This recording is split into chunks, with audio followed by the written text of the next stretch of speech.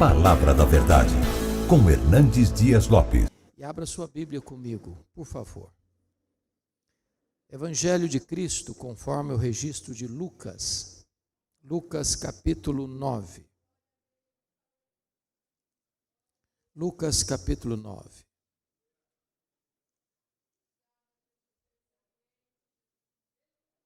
A partir do versículo 28 até o verso 45. Eu estou com a versão ARA, versão atualizada, revista atualizada. E se a sua é a mesma, acompanhe. Se não for, você também acompanhe a leitura. Só peço um favor, depois que ler o texto, por favor, não feche a sua Bíblia. Eu preciso que você acompanhe comigo a exposição. Cerca de 8 dias depois de proferidas estas palavras, tomando consigo a Pedro, João e Tiago, subiu ao monte com o propósito de orar. E aconteceu que, enquanto ele, Jesus, orava, a aparência do seu rosto se transfigurou, e suas vestes resplandeceram de brancura. Eis que 2 varões falavam com ele, Moisés e Elias, os quais apareceram em glória, e falavam da sua partida, que ele estava para cumprir em Jerusalém. Pedro e seus companheiros achavam-se premidos de sono, mas conservando-se acordados, viram a sua glória e os 2 varões que com ele estavam. Ao se retirarem estes de Jesus, disse-lhe Pedro: Mestre, bom estarmos aqui. Então façamos 3 tendas, uma será tua, outra de Moisés e outra de Elias, não sabendo, porém, o que dizia. Enquanto assim falava, veio uma nuvem e os envolveu, e encheram-se de medo ao entrarem na nuvem. E dela veio uma voz dizendo: Este é o meu filho, o meu eleito, a ele ouvi. Depois daquela voz, achou-se Jesus sozinho. Eles calaram-se e naqueles dias a ninguém contaram coisa alguma do que tinham visto. No dia seguinte, ao descerem eles do monte, veio ao encontro de Jesus grande multidão. E eis que dentre a multidão surgiu um homem, dizendo em alta voz: Mestre, suplico-te que vejas meu filho, porque é o único. Um espírito se apodera dele. De repente o menino grita e o espírito o atira por terra, convulsiona-o até espumar, e dificilmente o deixa depois de o ter quebrantado. Roguei aos teus discípulos que o expelissem, mas eles não puderam. Respondeu Jesus: Ó geração incrédula e perversa, até quando estarei convosco e vos sofrerei? Traze o teu filho. Quando se ia aproximando, o demônio o atirou no chão e o convulsionou. Mas Jesus repreendeu o espírito imundo, curou o menino e o entregou a seu pai. E todos ficaram maravilhados ante a majestade de Deus. Como todos se maravilhassem de quanto Jesus fazia, disse aos seus discípulos: Fixai nos vossos ouvidos as seguintes palavras: O Filho do Homem está para ser entregue nas mãos dos homens. Eles, porém, não entendiam isto. Até aqui.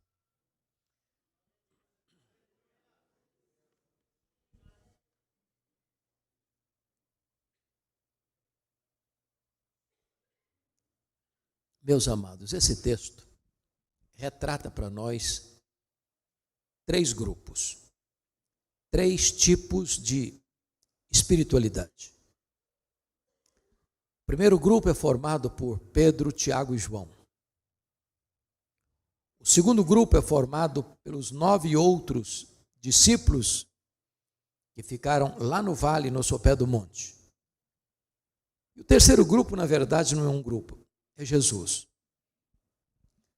Nós poderíamos definir a espiritualidade aqui, primeiramente a espiritualidade do monte. Os 3 que subiram com Jesus a um alto monte.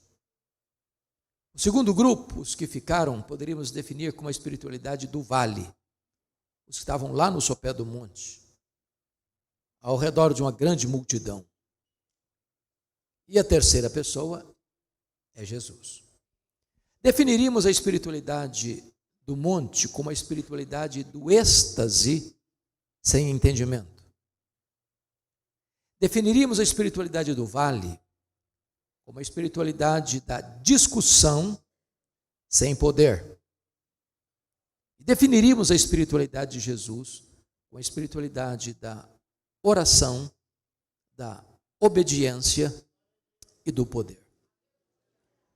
Notem comigo que Jesus, uma semana antes, havia falado para os seus discípulos pela primeira vez, lá em Cesareia de Filipe, que ele subiria para Jerusalém e seria entregue nas mãos dos principais sacerdotes para ser crucificado.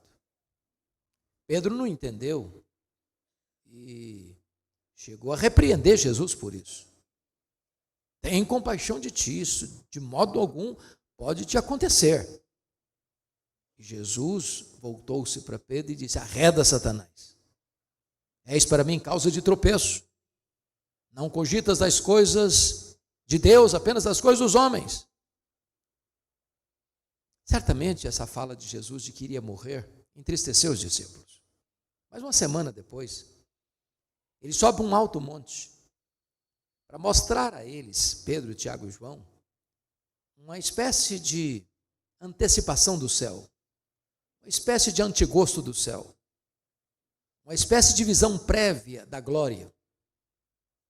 E sobem os 3 discípulos com Jesus, e diz o texto que Jesus subiu com o propósito de orar. E diz o texto que esses 3 discípulos não oram, eles são tomados de sono. O que dava prazer e deleite a Jesus, dava cansaço neles. E diz o texto que no alto desta montanha, 4 milagres acontecem. O primeiro milagre é que Jesus é transfigurado. O rosto dele brilhava como a luz. As vestes eram tão brancas que nenhum lavandeiro da terra podia fazer igual. Segundo milagre é que surgem falando com Jesus em glória Moisés e Elias, o representante da lei, o representante dos profetas, conversando sobre a partida de Jesus para Jerusalém. Essa foi a pauta da reunião. Terceiro milagre, uma nuvem luminosa envelopa, engole, envolve os discípulos. E eles caem aterrorizados ao chão. Quarto milagre, de dentro da nuvem sai uma voz divina, celestial, do próprio Pai, dizendo: este é o meu filho eleito, a ele ouvi. Em outras palavras, esses discípulos estão pisando num terreno sobrenatural. Eles estão vivendo uma antecipação do céu. A glória de Deus desceu. Milagres extraordinários estão acontecendo diante dos seus olhos. Entretanto, embora havendo milagres, eles estão desprovidos de discernimento espiritual. Isso é importante porque nós vivemos uma geração que corre atrás de milagres, que busca avidamente milagres. E nós cremos em milagres. E nós oramos por milagres. Mas o milagre não é o evangelho.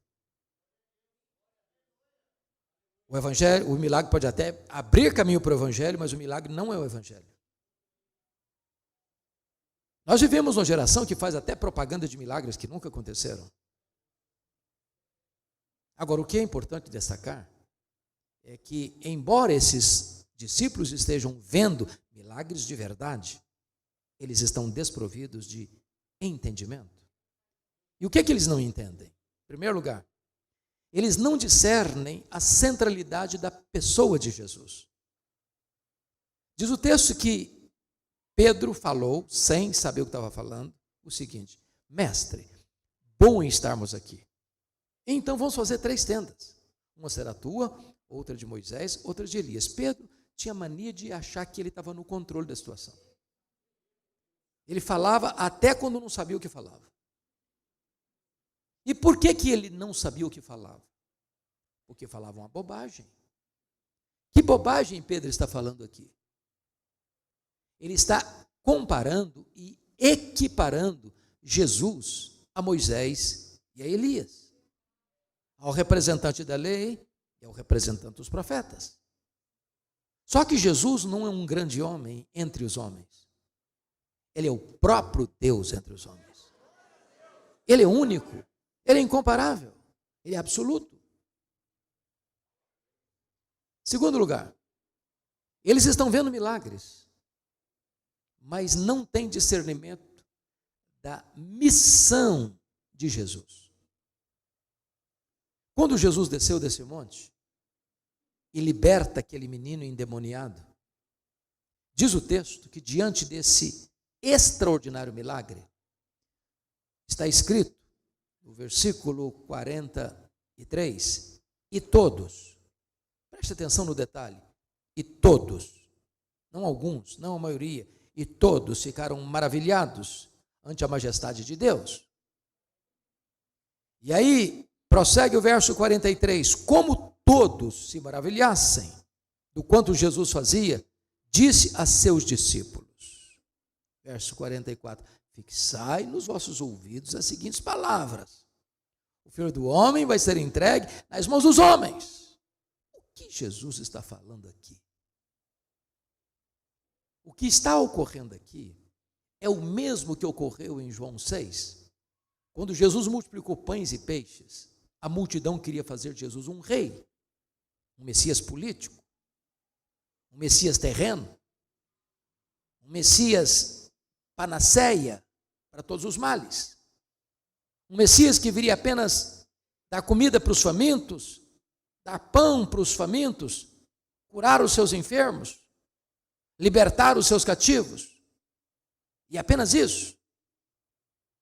E naquela ocasião, diz a Bíblia que Jesus tira os discípulos dessa cena, compele-os a embarcar para o outro lado, enquanto ele fica despedindo as multidões, para que os discípulos não fossem tentados por essa agenda de um Jesus milagreiro e não do Jesus que caminha para a cruz. Notem vocês que a pauta da reunião de Elias e Moisés com Jesus, conforme o verso 31 do texto lido, foi sobre a partida de Jesus para Jerusalém. E essa palavra partida no grego é a palavra êxodos, de onde vem a nossa palavra portuguesa, êxodo.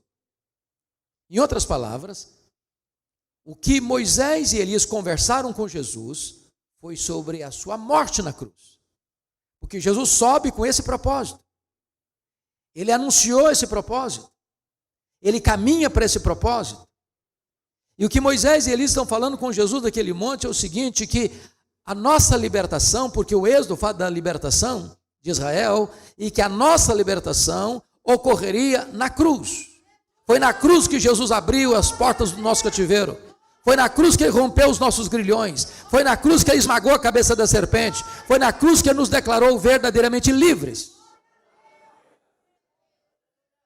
Mas agora, mais uma vez, diante desse milagre de Jesus, todos estão maravilhados do quanto Deus faz por meio dele.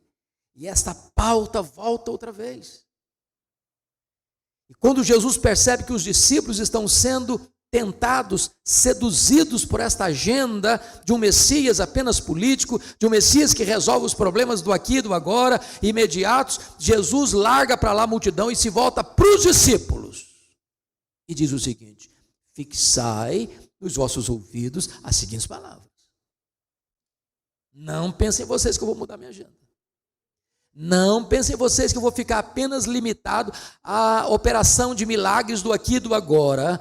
Entenda uma coisa, eu desci do céu para uma missão, e é para essa missão que eu vou caminhar, e é para a cruz que eu vou. Entendam isso, o Filho do Homem vai ser entregue nas mãos dos homens. Essa é a minha missão. Mas está escrito que os discípulos não entenderam isso.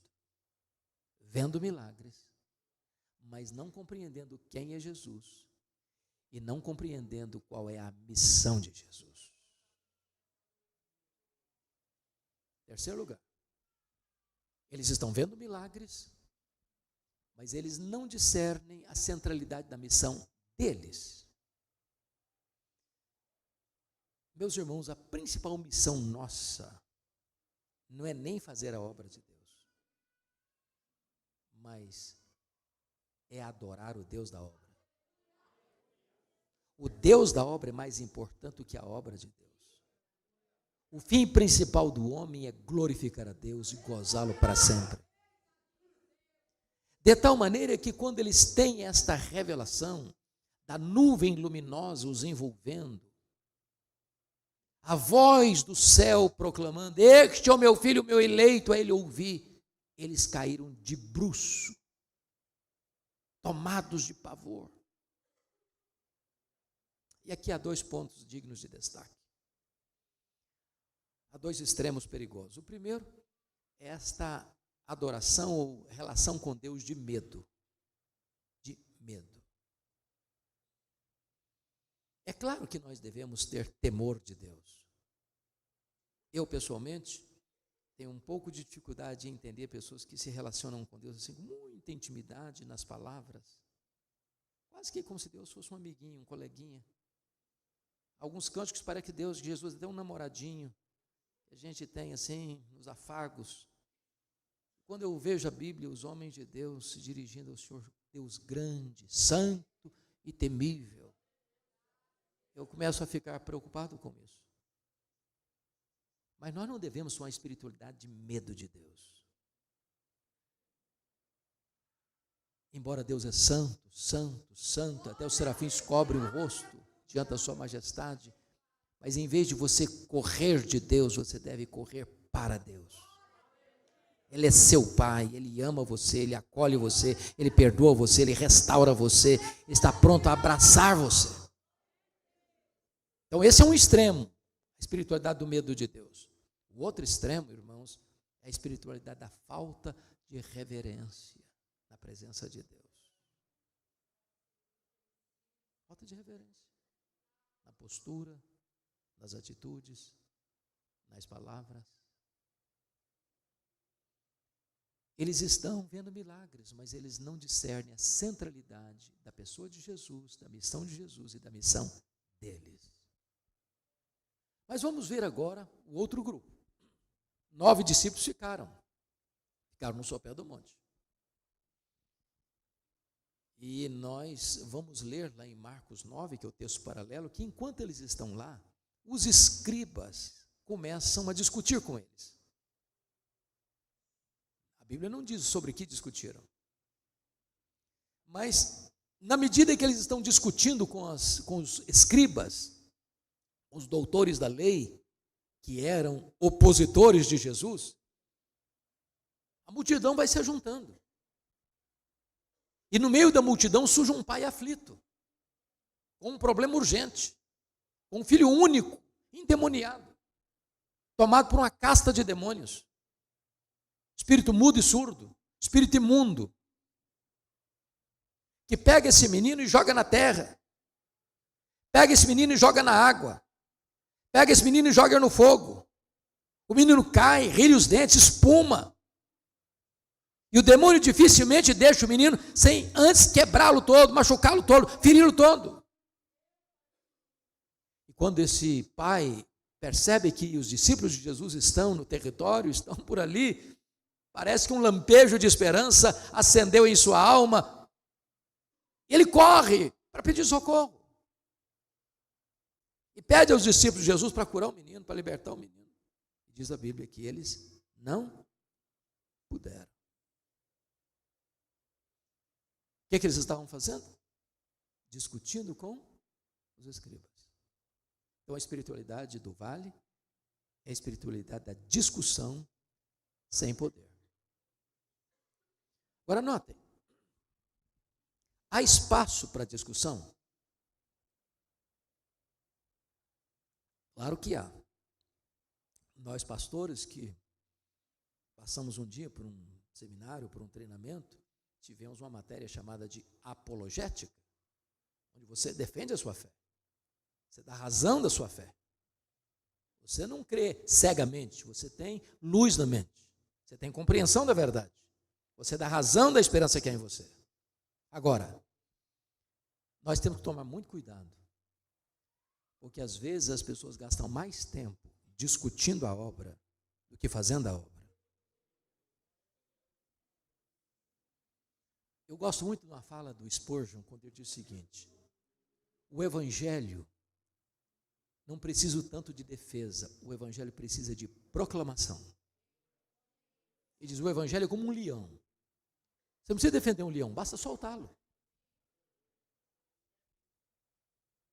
Agora, preste atenção que, às vezes, eu conheço casos, tantos de vocês também, de igrejas que se reúnem domingo após domingo, e é bom reunir domingo após domingo, de igrejas que estudam escola bíblica dominical, e eu acho maravilhoso estudar em escola bíblica dominical, e reúnem domingo após domingo, mês após mês, ano após ano, década após década, estudam e tornam a estudar, estudam de novo, tornam a estudar, estudam de novo, tornam a estudar, e discutem, tornam a discutir. Aquecem, mas nunca entram em campo. Nunca atravessa a rua para falar de Jesus para o vizinho. Às vezes, meus irmãos, é a artimanha do inimigo tirar-nos do foco para discutirmos, em vez de fazermos a obra. Por exemplo, quando você vê Davi, o seu irmão Eliabe começa a discutir com ele. E Davi percebeu o perigo e deixou Eliabe para lá, porque estava tirando o foco. O foco do Davi era vencer o gigante e não discutir com o irmão. Quando você vê Neemias reconstruindo os muros de Jerusalém, os inimigos tentaram todas as estratégias para paralisar a obra. Então deram uma cartada final: vamos sentar, vamos bater um papo, vamos sentar à roda da mesa, vamos discutir. Neemias: não, eu estou fazendo uma grande obra, não tem tempo para descer não, não tem tempo para conversar não, agora é fazer a obra. Notem que os discípulos não estão orando, eles não estão jejuando, eles não estão crendo, estão discutindo. E eles estão sem poder. E enquanto os discípulos discutem sem poder, o diabo age. Ele não dorme, ele não tira férias. Ele está rodeando a terra e passeando por ela. Está buscando uma brecha. Enquanto os discípulos estão discutindo. Enquanto os discípulos estão discutindo, o diabo age com crueldade. Porque esse menino endemoniado é filho único. E a maneira como ele trata esse menino é cruel. Eu fico imaginando esse menino brincando com os colegas. Daqui a pouquinho o demônio entra nele, ele sai desesperado e cai no fogo. E tem que correr alguém lá e tirá-lo, chamuscado, com queimaduras. Esse menino brincando com os coleguinhas, de repente o demônio entra nele, ele sai correndo e se afoga, e alguém tem que pular na água para tirá-lo. Ele é jogado em terra e sai todo machucado, rilhando os dentes, espumando, e o demônio dificilmente o deixa antes de quebrá-lo. Não tem paz nessa casa, não tem sossego nesse lar. Enquanto os discípulos discutem, o demônio age na vida de uma criança. Porque quando esse pai chegou a Jesus, Jesus perguntou para o pai assim: desde quando esse menino está assim? Qual foi a resposta? Desde a sua infância. E a palavra no grego lá é brefos. E brefos descreve desde a vida intrauterina até a primeira infância. Você já imaginou o que uma mãe sentir uma gravidez estranha?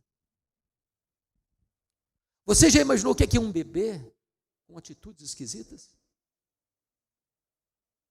Você já imaginou o sofrimento desse pai ou dessa mãe que não está no texto diante de um quadro desse? Agora vamos voltar um pouquinho para cá, para a nossa cultura. Vocês têm alguma dúvida de que hoje há uma mente maligna por trás dos desenhos, dos programas infantis, da literatura.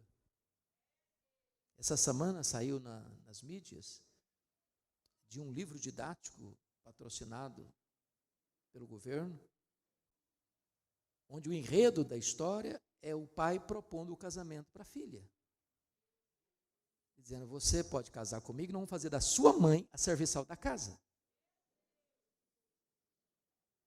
E a filha rejeita a proposta. E o pai oprime a menina. E depois o pai resolve dar a filha para casar com outra e a menina comete suicídio. E eu pergunto, o que tem de infantil nisso? Aonde se quer levar isso? A que se propõe isso?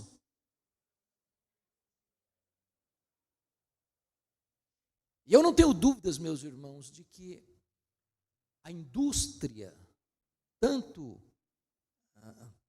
lúdica quanto da literatura ou do ensino, tem levado as nossas crianças para um nível de ocultismo. Eu li certa feita que se pai e mãe assistir tudo o que acontece para o mundo infantil hoje, ele não dorme de noite com a luz apagada. Não combina com a mente infantil. Há um ataque às crianças. Deliberada, proposital. Para capturar a mente delas. Eu estava pregando uma determinada nação, e eu não vou citar a nação e nem a cidade, mas logo que eu cheguei, uma mãe me procurou, angustiada, e disse, pastor, meu filho, 5 anos, primeiro dia que eu fui à escola, primeiro dia. O professor o chamou e disse, você que decide se você quer ser homem ou menina, menino ou menina, a decisão é sua. Primeiro dia de aula. Eu não tenho dúvidas, irmãos, de que nós precisamos de uma grande cruzada em defesa das crianças. Na nossa família, na nossa igreja, na nossa nação.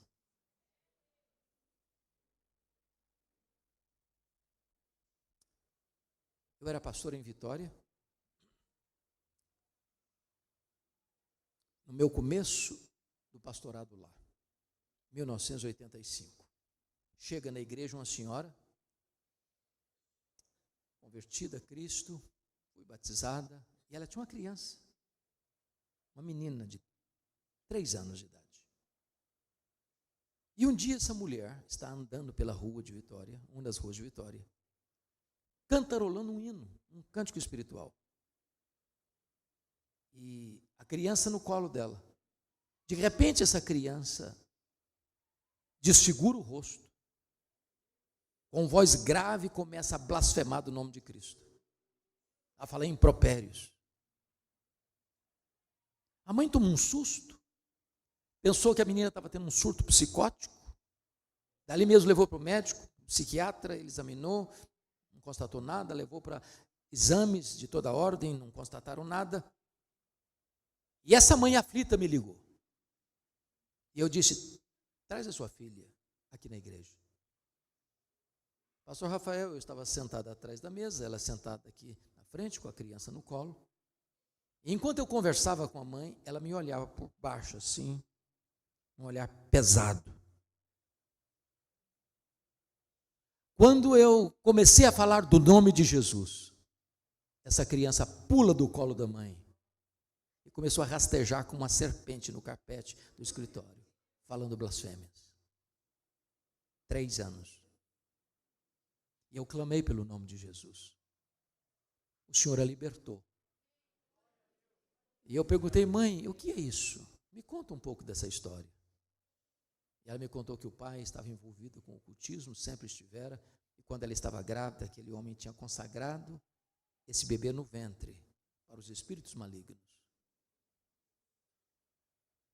Enquanto os discípulos estão discutindo, o diabo está agindo para destruir crianças.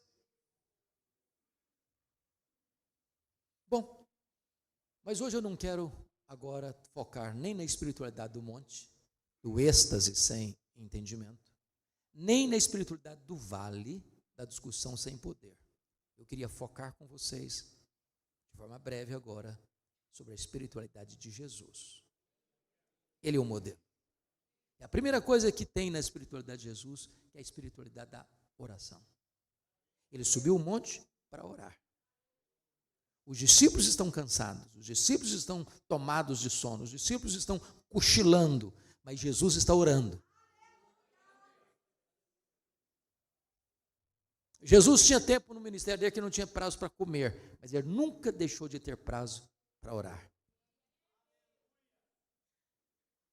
As demandas do ministério às vezes eram tamanhas que as multidões vinham aos borbotões ao encontro de Jesus, e ele deixava as multidões, se retirava para lugares ermos para orar. Deus é prioridade. Porque Jesus orou, diz a Bíblia, as suas vestes resplandeceram de brancura, como a luz, seu rosto brilhou como o astro, como o sol. Quando você ora, a Shekinah de Deus desce. Quando você ora, as vestes são tangidas pela glória, o corpo é tocado pela glória de Deus. Quando você ora, Deus prepara você antecipadamente para os grandes desafios da vida, porque Jesus era perfeitamente homem. Ir para a cruz não é um caminho fácil, doloroso. E o Pai prepara seu filho antecipadamente para enfrentar a cruz, porque ele orou. Mas porque ele orou, o Pai o defendeu. Porque quando Pedro disse: mestre, bom estarmos aqui, vamos fazer 3 tendas, uma será tua, outra de Moisés, outra de Elias. Pedro, sem saber, estava ofendendo a Jesus.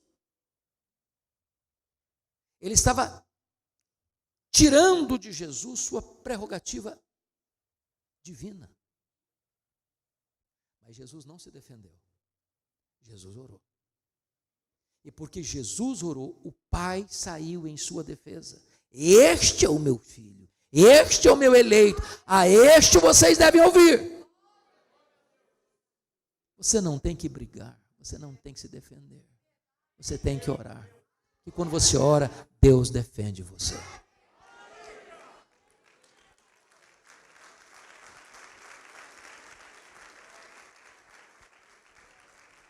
Mas a segunda espiritualidade de Jesus, irmãos, é a obediência. Vejam comigo que no verso 31 do texto lido, a pauta da reunião de Moisés e Elias com Jesus era sobre a partida para Jerusalém. E significa que tanto a lei quanto os profetas apontavam para a cruz.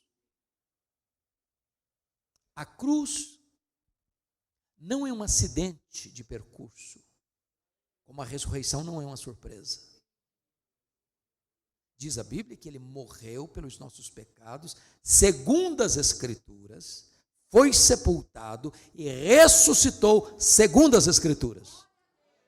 Ou seja, não há choque nem conflito entre o Antigo Testamento e o Novo Testamento. O Antigo Testamento é uma preparação para a chegada do Novo, apontando para Cristo.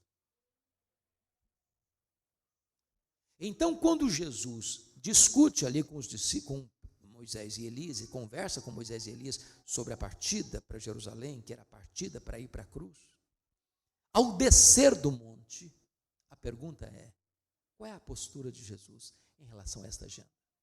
Fugir dela? Contorná-la?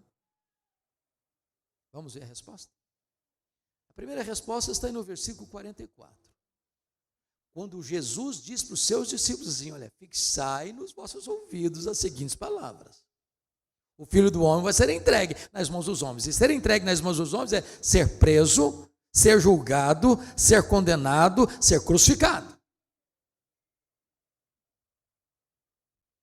Então ele tem consciência de que a obediência é absolutamente necessária para cumprir um plano eterno do Pai. O Cordeiro morreu, diz Apocalipse 13, desde a fundação do mundo. Na mente de Deus, a cruz já estava incrustada antes que o mundo fosse criado.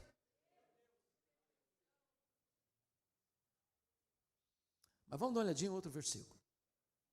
Versículo de número 51. Confira aí comigo.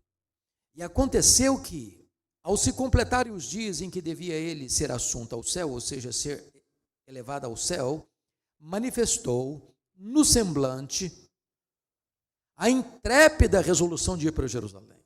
Eu gosto disso, Joel, porque Jesus estampava no rosto. Dava para ler no rosto dele, ele está indo para Jerusalém, ninguém vai tirar dessa agenda não, ele está indo mesmo, ele intrepidamente, corajosamente, ele está indo para ser crucificado. Ele não está esperneando para não ir, ele está deliberadamente caminhando para a cruz. Olha o verso 53. Os samaritanos não lhe receberam, porque o aspecto dele, de Jesus, era de quem decisivamente ia para Jerusalém. Obediência. Irretocável. Ainda que o caminho da obediência passasse pela cruz. Cristianismo, irmãos, é obediência. É obediência.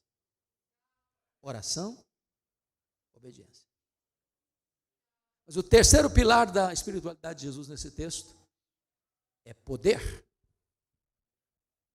Poder. O que foi destacado nos discípulos é eles não puderam. E quando diz eles não puderam, está dizendo eles estão desprovidos de quê? De poder. E por que eles estão desprovidos de poder? Jesus disse para eles, quando perguntaram lá em casa, Jesus, conta para nós, por que nós não podemos? Porque nós já tivemos situações que nós tivemos vitória. Lembram lá dos 70 que foram enviados? Eles voltaram todos felizes, olha Senhor, até os demônios se nos submetem. Por que não agora, Senhor? Onde está o nosso ponto fraco aqui? Por que nós fracassamos? Por que nós não conseguimos? O que aconteceu de diferente? E Jesus respondeu assim, esta casta só sai com oração e jejum. Vocês não puderam porque vocês não creram.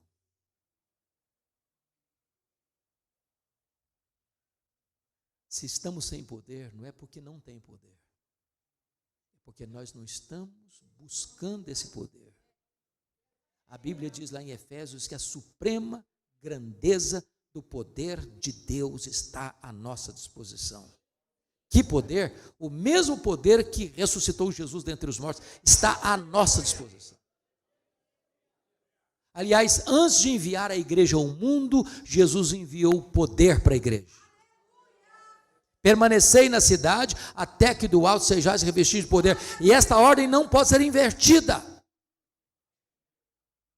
Agora, quando a igreja deixa de orar, e deixa de jejuar, e deixa de crer, ela perde esse poder.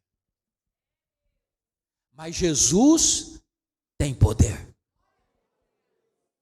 Porque quando o Pai apresentou o caso a Jesus e afirmou para ele, eu apresentei o meu filho aos teus discípulos, e eles não puderam, Jesus solta um gemido de dor. Ô geração incrédula e perversa, até quando vos suportarei? Portanto, você e eu estarmos desprovidos de poder ofende ao nosso Redentor. Porque Ele deixou poder para nós. E Jesus diz, traz o menino. E o evangelista Marcos nos dá uma informação. Que Jesus disse ao espírito imundo, surdo e mudo, sai e nunca mais voltes a ele.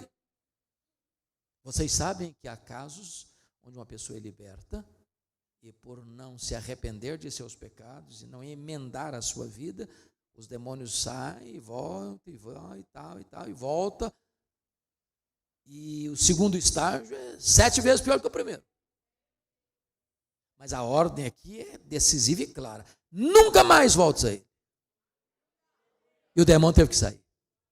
E o menino ficou liberto. Porque Jesus tem todo o poder. Ele manda no céu, ele manda na terra, ele manda no inferno. Diante dele, os demônios precisam se curvar. E o menino ficou curado, e o menino ficou liberto, e o Senhor foi glorificado. Eu quero terminar contando uma experiência que eu tive há vários anos, lá em Recife. Eu fui convidado para pregar num culto de formatura do seminário de Recife. E um dos formandos, após o culto de formatura, me procurou para me contar essa experiência. Ele me disse que estava no 4º ano, era o último ano do seminário, e eu costumo brincar que todo seminarista que está terminando o seu curso tem a leve sensação de que é um forte concorrente com Charles Haddon Spurgeon. Então ele recebeu um convite para pregar numa grande igreja, e não é natural um seminarista ser convidado para uma conferência de uma grande igreja. Se sentiu muito honrado, com razão. Sexta, sábado e domingo, botou seus melhores ternos na mala, empacotou seus melhores sermões e partiu para lá. Hospedou-se na casa do pastor. Só que ele não contava com um fato. Antes do culto, uma mulher desesperada bate à porta da casa do pastor e diz: pastor, precisamos de socorro. Tem uma mulher endemoniada lá no meu lado, na minha vizinha, e está quebrando tudo por lá, tem uma multidão ao redor da casa, está todo mundo apavorado e com muito medo, o senhor precisa ir lá nos ajudar. O pastor muito calmamente respondeu: que coisa interessante, acaba de chegar de Recife, um santo homem de Deus, preparado para esta tarefa. O seminarista começou a tremer os joelhos e a gaguejar. Falei que eu só vim aqui para dizer que eu estou indo embora. Não, o pastor não deixou ele embora. Agarrou no braço dele e saiu caminhando pela rua. De longe viram a multidão ao redor da casa. Os gritos cavernosos da mulher. Quando chegaram em frente à casa, o pastor olhou para o seminarista olhou para o chão. E o pastor disse: seminarista, o caso é todo seu. Pode entrar na casa. E ao entrar, ele deparou com um quadro horrível. Aquela mulher com os cabelos desalinhados, com o semblante desfigurado, proferindo blasfêmias. E ele tentou articular a primeira frase e a mulher lhe deu um bofetão na cara e o jogou ao chão. E no chão ele ficou por mais de 1 hora, disse ele. E a mulher ao redor dele bufando como uma fera selvagem. Ele disse que a vida dele passou como um filme na sua mente. Quão vazio ele estava, quão seco ele estava, quão árido ele estava. E esse moço me disse com lágrimas nos olhos, que depois de 1 hora ali no chão, prostrado, humilhado, como Sansão agarrado nas colunas, ele começa a orar em voz silenciosa. Diz: meu Deus, eu sou teu servo, não me deixes envergonhado. Restaura-me, Senhor. Restaura a minha força, restaura o poder. E quando ele está orando desta maneira, a mulher caiu. E quando a mulher caiu, ele se levantou. Porque diante de Deus, humildade, mas diante do diabo, autoridade. Ele deu ordens para os demônios saírem e a mulher ficou liberta. E esse formando com lágrimas nos olhos, abraçado comigo, me disse algo que eu nunca esqueci. Ele disse: pastor Hernandes, eu entendi ali. Não basta ser crente. Não basta ser seminarista. Não basta ser um diácono, um presbítero, um missionário, um pastor. É preciso ter o Espírito Santo. É preciso ter o poder do Espírito Santo.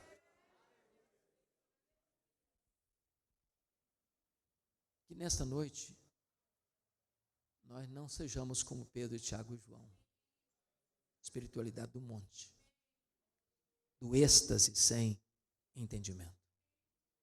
Que nesta noite nós não sejamos como os 9 que ficaram no sopé do monte, a espiritualidade do vale, da discussão sem poder. Mas que nesta noite possamos imitar a Jesus. Vida de oração, vida de obediência e vida de exercício do poder de Deus. Que o Senhor nos abençoe. Amém.